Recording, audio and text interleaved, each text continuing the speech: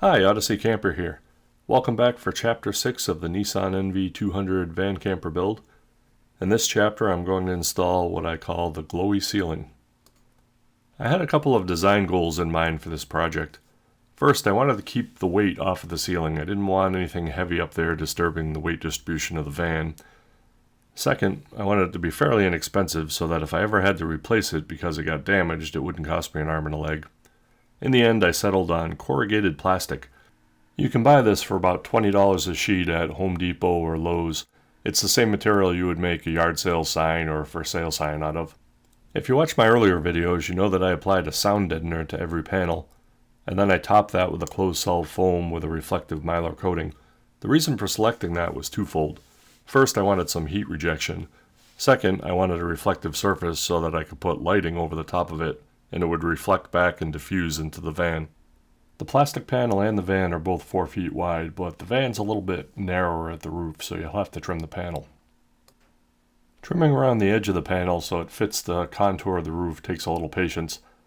I used a tent pole to hold up the back of the panel, and I slipped the front of the panel underneath the upholstery, and that's actually the way it stays up once it's installed. These heavy-duty magnets that I use for hanging my clothes actually came in pretty handy to hold the panel up while I was trimming around the edge. It lets you use the cross beams to position everything and hold it up there while you cut.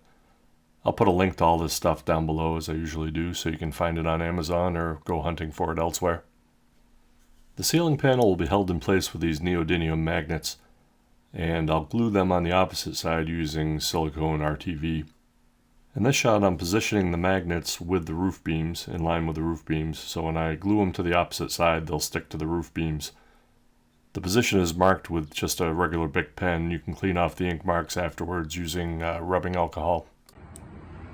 These are the neodymium magnets that I'll use to attach the headliner. I couldn't figure out how I was going to mark the spot that I wanted to glue them, and then I thought of putting a magnet on the other side.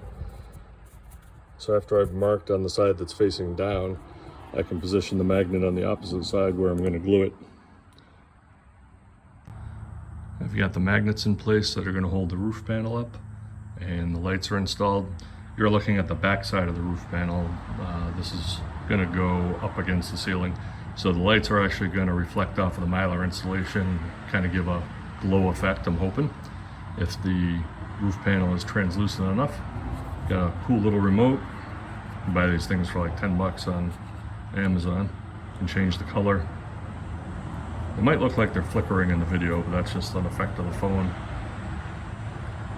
They're, to my view, they're on constantly right now. But you can adjust the flash rate and you can slow them down. You can get the colors to chase each other as well. See how it works. I'm pretty happy with the way the roof came out. A $20 plastic panel is a little difficult to work with, trim the edges and whatnot. Probably be better off using a pattern and then tracing the pattern onto the plastic. But I got it all done, got the lights in. That's with the lights on high, so plenty of light in the van at night. And they can actually get down a lot lower. And I've just got it on the sequence right now just to show the effects. Here are 2 shots I took when I was out at Yellowstone camping. On the left, the lights are set for white on the brightest setting. On the right, they're set for red, obviously, at the brightest setting. You can turn that down quite a bit, so at its lowest setting, it's almost imperceivable from outside the van. Speaking of outside the van, here's a campground shot with the lights set at yellow, even though they look a little whitish. This is when I was out at Yellowstone. The advantage of having the LEDs in there is you can set them at any color, and if you choose yellow, it'll keep the insects from being attracted to the light.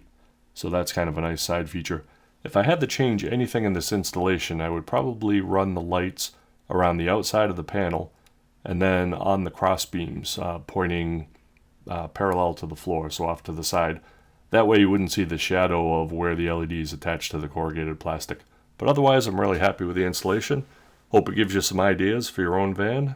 If you have any questions, post them down below and I'll try to respond. There'll also be a parts list underneath the description in case you want to buy the same parts that I bought. You can get all this stuff pretty much at your local Home Depot or Lowe's. The only exception might be the LED lights, and if they do have them at Lowe's, they're probably more expensive than Amazon. So check it out. There are a whole bunch online. I'll post the one I used below. Thanks for watching.